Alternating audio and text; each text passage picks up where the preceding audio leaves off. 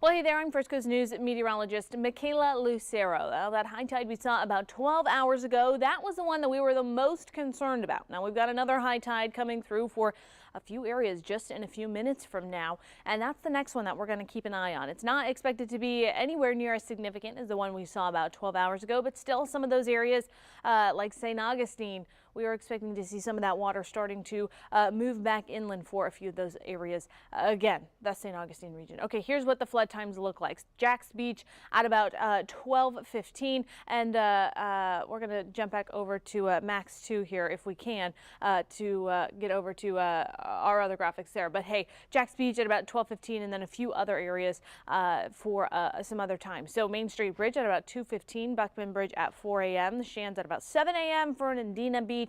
That's going to be at 12:45. Brunswick and St. Augustine both at 12:45. So again, the St. Augustine region that we're watching, that is just a few minutes from now. All right, here is a track of Hurricane Ian. So the latest update we got that came through at about 12:15.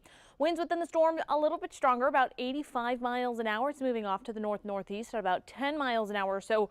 A single mile an hour moving faster than it was just earlier before. So still a slow moving system and still a Category 1 hurricane. All right, let's talk local impacts, what we're seeing right now. Wind speeds coming from the north at about 15 to 30 miles an hour. The gustiest spots include NAS Jacks, Mayport, Jacksonville, and St. Augustine. 30 miles an hour at NAS Jacks is our breeziest spot, 24 for Mayport, 21 in Jacksonville, 23 for St. Augustine, 15 in Lake City, Gainesville at 12.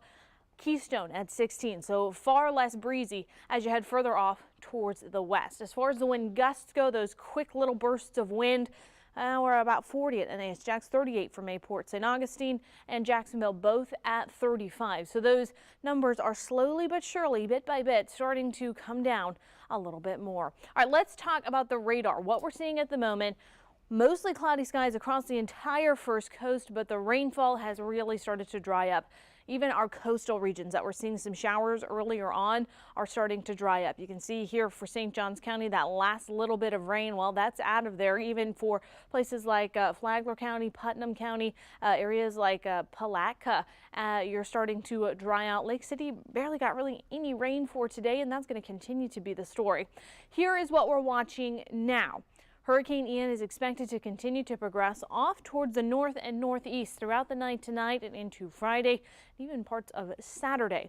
Now, as it heads towards portions of as it heads towards portions of Georgia and South Carolina, it is going to bring some impacts there. So places like Charleston, that's an area we're watching, Myrtle Beach as well. They're already starting to see some showers moving in. So Charleston into places like Hendersonville, Somerville, Cross, you're already starting to get some of those showers, as well as Myrtle Beach and Pleasant Hill. And for some more details on where the storm is going, here's Chief Meteorologist Tim Deegan. All right, thank you very much, Michaela. So Hurricane Ian, again, for those of us on the First Coast of Northeast Florida and Southeastern Georgia, 130 miles east of us, continue to track off to the north and northeast, and all indicators are it will continue to do that. As Michaela showed you, we're tracking it with radar. Also, the hurricane hunters are in there right now. They're the ones that gave us the update. We went from 11 to 11:15 up to 85 miles per hour. We do think it's going to stay as a Category 1. So a big deal. It's a hurricane, so still a big deal, but nothing like Ian was when it came ashore over the southwest Florida coast. So a concern for our friends in South Carolina, and increasingly, like we've seen for the last several days with this hurricane, it continues to move ever so slightly to the right of the projected forecast. But then as it does that over hours at a time, that has definitely added up to a track that continues well off to the east. So as we're taking a look at the hurricane, again, we'll watch to see if it becomes anything more significant than that.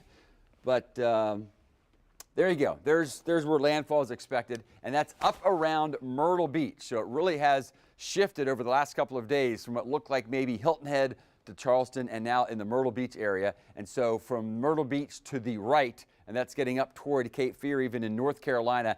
That's where the most significant storm surge will be. Right now, it looks like it's going to be about maybe 7 to 8 feet. Significant, but certainly nothing like the head down over South Carolina. Here's a look at, again, what is heading toward them and heading away from us here on the First Coast. Very asymmetrical. We've been talking about that for a while. Typically, that happens as dry air gets into the system, and if you've been out and about, feels pretty good out there. That dry air has certainly kept this system from re-intensifying in a rapid way, and unless we see an eye develop, and we sure don't, but unless we see an eye develop, it continues to show us very dry air wrapping into the system, a lot of shear as well. Significant thunderstorms, obviously, because of a hurricane, but that's why we're not expecting rapid intensification. But like we've seen in our part of the world, and especially over Central Florida where they had record rainfall, we were right on the edges. Some of the heaviest rainfall totals we've seen. Elkton came in with just about 10 inches of rain, and then there are numerous spots in Flagler and Putnam County that had about 10 inches to 12 inches of rain. Of course, the rest of us had much lower amounts. But as it heads off to the northeast, all of this rain will continue to fall, especially from Savannah northeastward. Notice the counties we have marked here. That's our First Coast counties. And for those of you in southeastern Georgia, if you're wondering, there's Camden, there's Glenn. You're right on the edge, but you should stay on the edge, and if anything, the dry air continues to work into your region. Okay, so here's where the hurricane warning is. Again, we're no longer under a hurricane watch. Our part of the world was never put under a hurricane warning. Hurricane warning as hurricane conditions are likely within this area during the day on Friday. Looks like it'll make landfall about 5 o'clock, talking about the developing eye again, but we don't see a significant eye forming there, but a lot of rain will make it there. So what about here as Ian heads away? Again, as Michaela mentioned, rain not an issue anymore. Gust, certainly we saw winds gusting enough to bring down some limbs, some trees around the region. Gust of 45, it gets close to 50 where maybe could still bring down a branch or two. But I don't think overall it's going to be much of a problem. Our only real concern we have left is that there's still a lot of water in the basin, and that includes the intracoastal, the estuaries, and then all of the creeks and rivers connected to the St. Johns River. Of course, I'm super highlighted and focused on Duval County now. By 2:15 is high tide, so the waters are coming back up. But it looks like we had about a 3.5 foot above normal water level at our earlier high tide, and this one will be a little bit lower, maybe about 6 inches lower, maybe less than that. Now that can still cause problems, but again, if you compare it to Irma, which is at 5.5 feet, that 2 feet matters in a big way. St. John's and Flagler, again, we're at high tide right about now, so about the worst that you all we expect to experience is happening right now in the St. John's area. Specifically, of course, we're focused in St. Augustine, but we're also thinking about you folks all the way down there at Crescent Beach and Matanzas Inlet, and even on getting down into the Palm Coast. You're having the high tide now. 4 feet above normal, whereas earlier today, as an average, was about 4.5. Might not even make it to 4. Science seemed to indicate that tonight / this morning's high tide would be about 6 inches less. Maybe it's going to be as much as a foot less.